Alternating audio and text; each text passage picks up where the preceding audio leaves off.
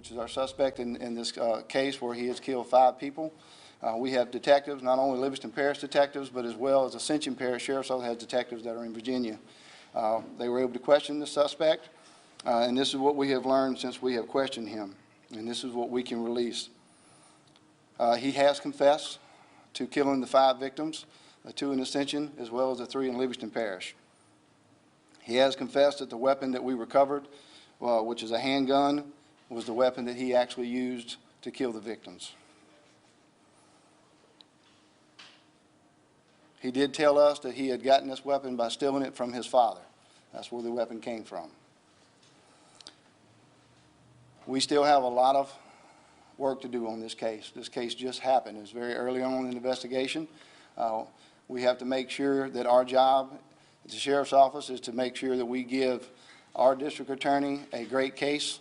This is going to be one of them cases that we want to make sure that we give the family some closure, and we have to keep the family in mind.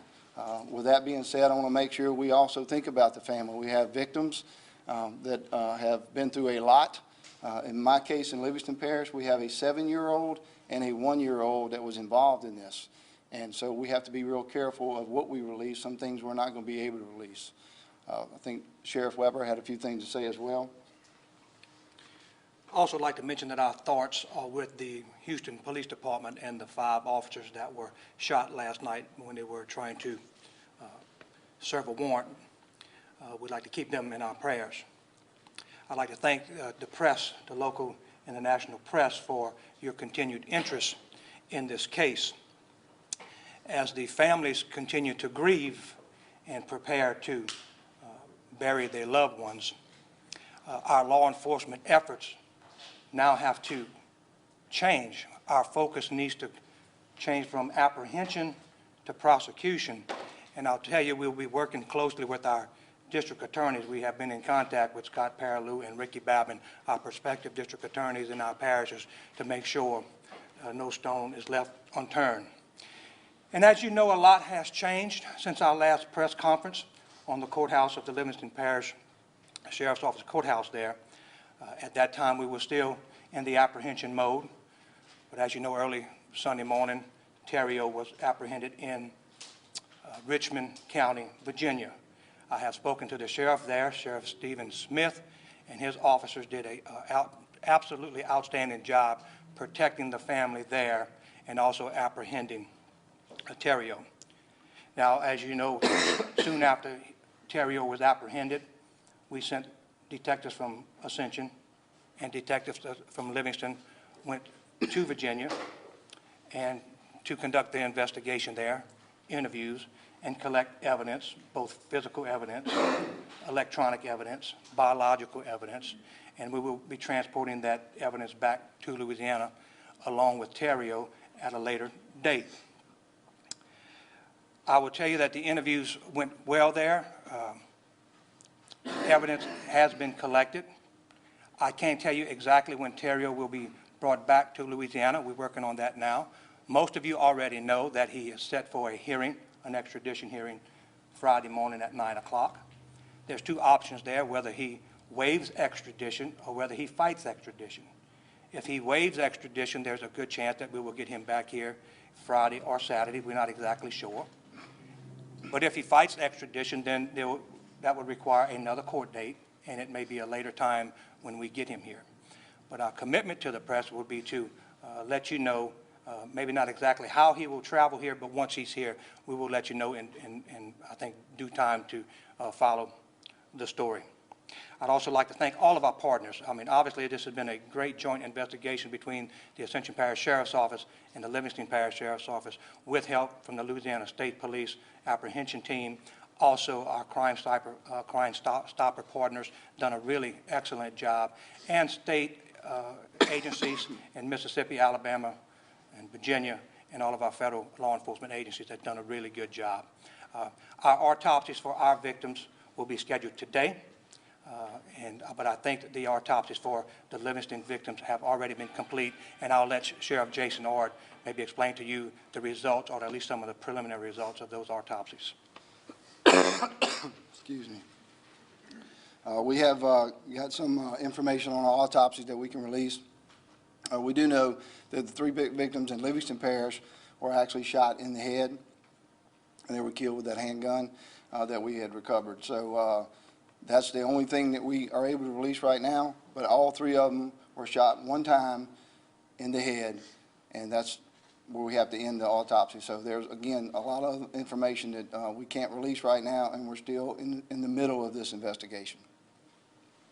With that, we will entertain any questions you might have. Did Theriot give you any kind of motive of why he did this? Well, as you can imagine, it's becoming much clearer now that we spoke with him on as how this happened. We got a better picture on how this happened. As far as why this happened, that motive is still unclear. We don't know if we will ever have a motive exactly why this happened, but it's becoming very clear on how it happened. So that's going to have to unfold. It's very, very early in the investigations. We've only did one interview with him, and once we get him back here, maybe that will become clearer. But no, how it happened, yes. Why it happened, still very unclear. Sheriff Barnes, could you tell us how are those little kids doing right now? The little kid, the 7 and the 1-year-old. Well, I mean, I can't release a lot of information. Obviously traumatized. They've been through a lot. They're with family. They're getting the assistance that's needed. We're in touch with them. And again, we're just keeping them in our thoughts and prayers, and they're getting everything that we can give them right now. Can you give us some more information as to how everything unfolded in Virginia? In Virginia, well, basically, we know that the suspect actually went to his grandmother's house, and luckily that they actually had some detectives there from Richmond County. I think the sheriff's office in that county was there on the premises when he drove up. He actually had a gun out the window. There was a confrontation there between the deputies and the suspect, Theriot, but he put his gun down, he gave up, they was able to arrest him. The main thing was nobody was harmed. Was the grandmother ever at risk? Did he ever say he wanted to try to... None of that information that we don't have that. We don't know, again, we don't know what his intentions was. We just know that that's where he was going to, and that's where he was located. Used the same vehicle to drive up to Virginia? Yes, he was still in the same vehicle. Just to clarify, you said that the gun, it would belong to Theriot's father? Yes. Okay. Where will he go first? Will he go to Ascension Parish, or will he be brought to Livingston Parish first? Yeah, so that's a very good question. When he's extradited back to Louisiana, he will come to Ascension Parish Sheriff's Office first. We will book him there on 2 counts of first-degree murder. We'll do the initial paperwork there, and we will work with our district attorney on fulfilling those obligations. Then he will be transferred to the Livingston Parish Jail, where he will be booked on their charges, and he will be housed there. Sheriff Ord and I have discussed that, and this is, I think, the best course of action. And has there been any reference to drugs or mental health with Theriot? Like we had said earlier, we have a clear picture of how. And as those questions continue, we're going to bring you back to your regularly scheduled programming now. You can continue to view the rest of this news conference on our Be Our Proud app. Also, we have Fox 44's Harrison Golden there. During this news conference, he's going to be bringing us the very latest tonight on Fox 44 News at 5:30. We'll go back to programming now.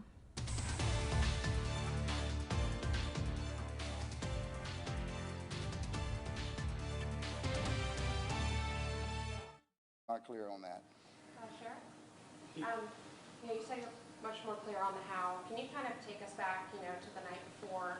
Was he spending the night there? Can you, as far as you know, take us from the night before up to, when this shooting happened? You're talking about the morning the shooting happened? Maybe even just start from the night before, if you could. Well, we don't really know anything about the night before the shooting happened. We just know of what happened the morning of the shooting. We know that Theriot basically was had moved in with his family in Livingston Parish, been there about 2 weeks. They had actually, Theriot had actually rode with them that morning, Mr. Billy Ernest, who was a victim, to drop his wife off at work in the Walker area. Later went back to their home, and it was a short time thereafter that he actually committed the 3 murders. And then he left there and went to Ascension, committed the 2 murders there, and left from that area. So he'd spent the previous night with the Ernest family? As far as we know, yes. As far as this trip to Richmond, was this a straightforward, very deliberate trip there? Did he make any pit stops along the A lot of that's unclear. We just know he went to Virginia. We don't know what route he took. We have, did receive a tip or two about his direction, and we felt like that he may have been going in that direction. We knew he had family up there, but we also had information that he might be in another area. So we don't really know the routes, and some of that is still unclear. Had he been there very long when they arrested him? The authority was there. The authorities was at the location when he drove up. So he was just arriving? Yes. Can you talk more about the relationship between Mr. Theriot and Summer Ernst and how long that had been going on? It seems like it was a very short period of time. It was a very short. Quick that he moved in with her family. From what we understand is the relationship was only a couple of weeks, and he had moved in and only been there a couple of weeks, so it was a very short-lived relationship. And he moved in as soon as they started their... We're not really clear on that. We just know that they had been talking a little bit, and he moved in because he was actually, I think, kicked out of his home in Gonzales. How did they meet? Was it online? Did they know each other before? None of that is information we can release right now. Is there any truth to the rumor going around that supposedly Mr. Billy had asked Theriot to leave his house as well? No, none of that stuff. Look, and we said this in the last press release, you have to be careful with a lot of rumors and people speculating and stuff like that. We have to stick to the facts and what we know. Some of that information has not been revealed to us. So right now, we just know that he was actually brought into that home. And again, we don't really know what the motive is. We just know what he did. Sheriff, so I guess my understanding of the timeline was that you all believe that the shooting actually occurred in the trailer walker around 8 in the morning. Y'all were called about 45 minutes later. Do you know what happened in kind of that time in between? Well, I can only imagine what was going on with a 7-year-old and a 1-year-old who was in the home, and eventually went to the neighbor's house. So the neighbors called us at 8:47, and by the time the neighbors called 911, the incident in Ascension was already happening. So I don't know what was going through a 7-year-old's mind, but I know it was a lot. So I would imagine that was, well, which we know that's why it took so long. And how were y'all notified about the shooting in Ascension Parish? Did Keith Theriot call 911, or who called 911 on that one? If the question is who called 911 when the shooting occurred in Ascension, well, I can tell you the dad did. The dad still had enough life left in him to call 911, and our dispatchers did a great job relaying that information. Obviously, it was not clear in getting the deputies there. And as you know, as I reported earlier this week in a press conference, we were able to get a dying declaration from the dad before he expired. So that's where we had our initial information. And it didn't take us long to quickly realize that Livingston was working a triple homicide. And when we started comparing information, we quickly found out that there was a relationship between Dakota and his mother and father and the family in Livingston. Your detectives said that they've spoken with Theriot. Any word on his demeanor, or obviously you're saying that the interviews went well, he's cooperating, I'm assuming, with authorities. I'm also hearing maybe he's in isolation. He is cooperating, and we have questioned him, but there's some things that we're just not going to release right now, because again, this is very early on in the investigation. And like we've said before, our main thing is to make sure that we give a good, solid case to our district attorney. I guess I'm a little unclear on if he's cooperating, how have y'all not gotten information about his motive? It would seem as if he was confessing and talking about this, that he would explain kind of what led to this. Well, whenever he's given us the information and explaining to us how things may have taken place, you still may not have a motive of why it took place. So again, we have questioned him. We've gotten what information, we've gotten a pretty good bit of information, and we're releasing what we feel comfortable releasing at this time. Do you think that he might have been using drugs or something like that? None of that, we don't know that. Have there been any discussion as to how you're going to prosecute this, whether or not you will be seeking capital punishment?